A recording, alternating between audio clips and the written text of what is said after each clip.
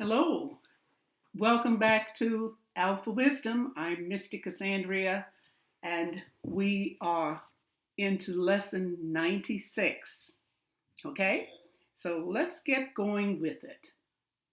We're looking at the photo of the same hand, and the emphasis on the previous lesson was on the flanges.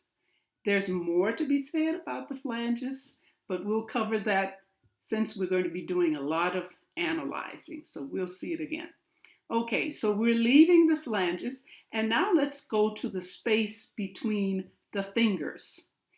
Everything means something. Let's look at the index finger and the space between index and middle finger. All right? Sometimes it's not quite that wide, or it could be a little wider. So this is our thinking, our thoughts, and it's a subjective approach here. How the person feels. They want to make their own decision, think their own thoughts, and really they don't care what anybody else says. So they're independent thinkers. And take that to the full force, depending on how wide the gap is. They're not interested in what anybody else has to say. They follow their own mind.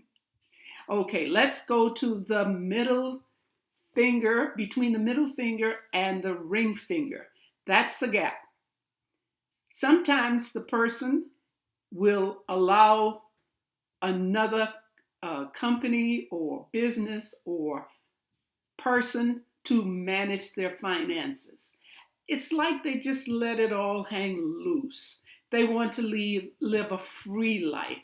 They just don't care. They want the freedom as the 60s hippies. They're not into a structured life. So we think of them as bohemians. All right? So that's the gap there.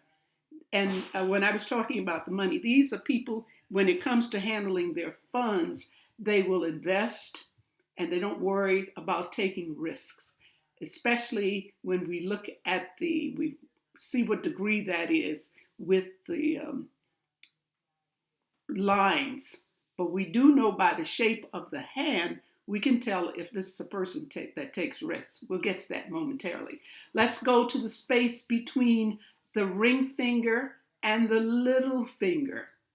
That's a big gap. This person is just independent when it comes to work. They make their own decisions about working, and they like working alone.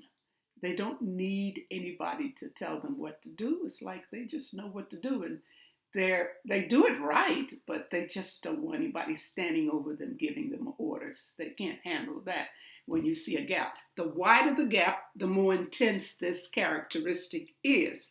Okay, let's go to the hand shape. All right, looking at this palm, you can see that it is a long hand, which makes it rectangular. And compare that with the fingers. We see that the fingers are shorter than the hand.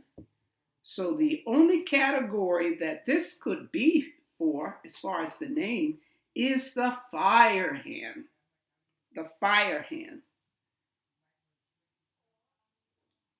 And with the fire hand, if you've forgotten some of the characteristics, first you look for a rectangular shaped hand and short fingers in comparison. This reveals a person who only processes information long enough to get started with it. And they're not interested in hearing anymore. They seem to grasp it. They'll go for it. All right. They're competitive and they're keen to initiate events and drive things forward. This personality is willing to study, but only for long enough to acquire a skill or ability that enables them to progress and achieve. Impatience is a key trait because they seem to grasp things, well, based on the other characteristics of the hand. They are not afraid to take risks. So yes, that gap says, all the gaps say that, as they understand that risk is necessary to gain an advantage. All right? So that's what we have there. Let's go on to the space between the index finger and the thumb. All right? It's not jammed up. I can't see the thumb, but it looks like it may have a slight curve in it. I feel that this person has some flexibility, but not that much like we think of a very flexible thumb, because the hand seems to sit high up. There's the angle of distance between the thumb and the index finger is not as wide. It's not as wide. It's a little more than 45 perhaps. But so here's a person that likes to, again, with the characteristics between that space. This is a person that likes to make his own decision, believes in his decisions, and maybe slightly have tunnel vision. Once a decision is made, that's it. Not interested in hearing anything else. Okay? All right. Now, the next time this comes to the end of this lesson, there's just so much to say. But I don't want to throw everything at you in one lesson. We'll just take our time. All right.